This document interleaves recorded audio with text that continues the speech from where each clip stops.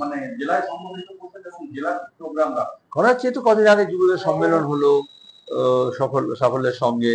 আর জেলায় গোটা রাজ্য জুড়ে আমরা আমাদের রাজ্য সম্মেলনে যে সিদ্ধান্ত করেছি, যেটা আমরা এখানে জিবি করে বলবো, সেক্রেটারিয়েটে আমরা সবটা আলোচনা করি না, সেক্রেটারি আলোচনা হয়েছে গত কিছুদিন যাবত যে কাজ হয়েছে এবং আগামী কিছুদিন যে কাজ হবে। এখন এই সময় দাঁড়িয়ে রবীন্দ্রনাথ, নজরুল জয়ন্তীকে কেন্দ্র করে আমরা সাংস্কৃতিক কর্মী, কিশোর কিশোরী, তরুণ তরুণী, ছাত্র যুব তাদেরকে নিয়ে আমরা সম্প্রীতির কথা, রবীন্দ্রনাথ যা বলে গেছেন, নজরুল যা বলে গেছেন, এই বাংলার বুকে যে মিলনধর্মী যে সংস্কৃতি তাকে মাথায় রেখে এবং ফাঁসিবাদী বিরোধী যে আবহাওয়া, সাম্প্রদায়িকতা বিরোধী যে আবহাওয়া, তাকে আরো জোরদার করার জন্য এখন এটা অনুষ্ঠানগুলো বিভিন্ন জায়গায় করা হচ্ছে।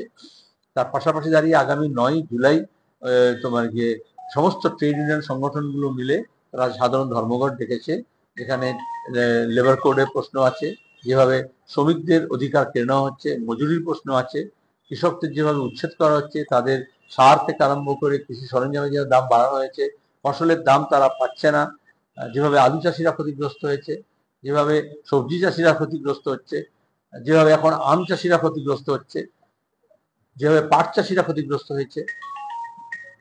আর তোমার গিয়ে এই আমাদের রাজ্যে যে দুর্নীতি আছে, এখানে যেভাবে প্রতিদিন সাধারণ মানুষের অধিকারকে নষ্ট করা হচ্ছে, দুর্নীতি হচ্ছে, বেকার ছেলে মেয়েদের কাজ নেই, কাজের অধিকার নেই, তার জন্য চাকরি হারা হচ্ছে, তার প্রতিবাদে 9 জুলাই সাধারণ ধর্মঘট, তার প্রস্তুতি চলবে, সেটা নিয়ে আলোচনা হচ্ছে।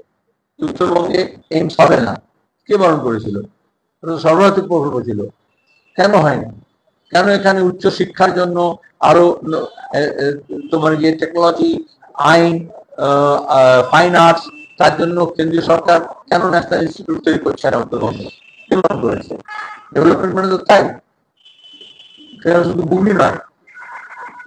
কেন এখানকার ছেলে মেয়েদের পরিযায়ী শ্রমিক হিসেবে যখন অন্য রাজ্যে যাচ্ছে, কুচবিহারের ছেলে মেয়েরা, তখন তাদেরকে ভাষা নিয়ে, ধর্ম নিয়ে তাদের উপর আক্রমণ কেন করা হচ্ছে? বিজেপি রাজনীতি হচ্ছে, দেশটা তো সবার, দেশটা তো আলাদা কারণ নয়।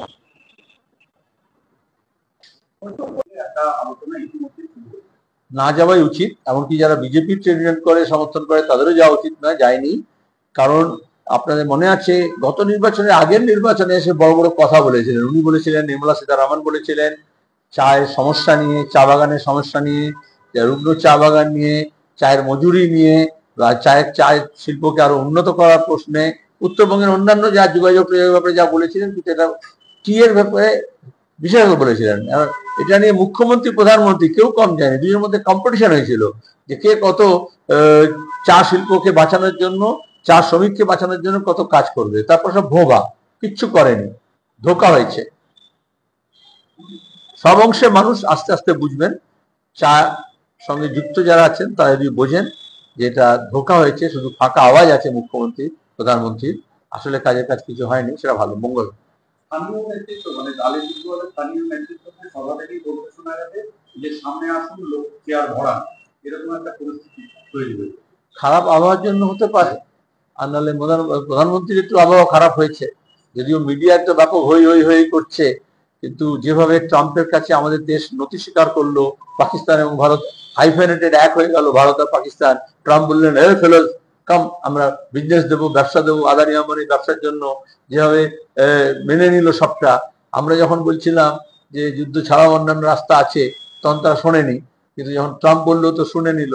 তাতে যেভাবে মোদীকে এখন মিলিটারি অফিসার সাজিয়ে যেন উনিই যুদ্ধ করেছেন, পাকিস্তানের মধ্যে গিয়ে সব তছনছ করে দিয়েছেন, এবং ভিডিও গেম সাজানোর চেষ্টা করা হচ্ছে, কিন্তু আলিপুরদুয়ারের মানুষ বুঝতে পারছেন যে আবহাওয়া খারাপ আছে।